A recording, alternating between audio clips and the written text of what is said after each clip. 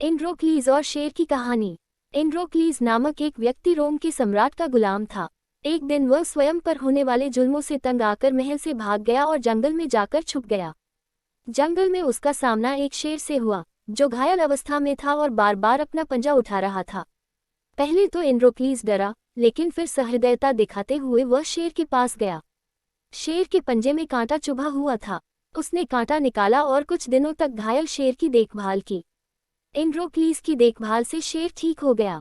आभार में वह एंड्रोक्लीज का हाथ चाटने लगा, फिर चुपचाप अपनी गुफा में चला गया।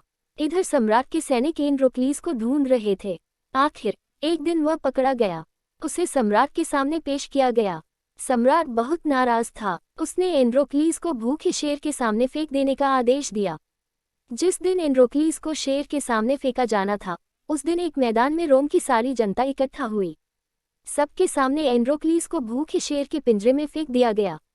एंड्रोक्लीज डरा हुआ था, उसे मौत सामने दिख रही थी। वह ईश्वर को याद करने लगा। शेर एंड्रोक्लीज की ओर बढ़ा।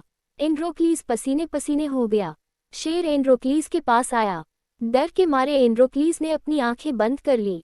लेकिन यह क्या! एंड्रोक्लीज को मारने के स्थान पर शेर उसका हाथ चाटने लगा।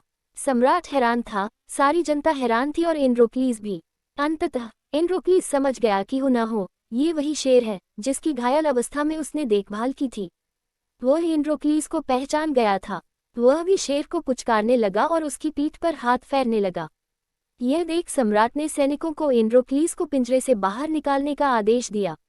उसने एंड्रोक्लीज से पूछा, तुमने ऐसा क्या किया कि शेर तुम्हें मारने के स्थान पर तुम्हारा हाथ चाटने लगा? एंड्रोक्लीज ने उसे जंगल की घटना सुना दी और बोला, महाराज, जब शेर घायल था तब मैंने कुछ दिनों तक ही इसकी देखभाल की थी। इस उपकार के कारण इसने मुझे नहीं मारा, लेकिन आपकी सेवा तो मैंने बरसों की है। इसके बावजूद आप मेरी जान ले रहे हैं। सम्राट का दिल पसीज गया। उसने एंड्रोक्लीज को आज़ाद कर दिया और शेर को भी जंगल में छुड़वा दिया।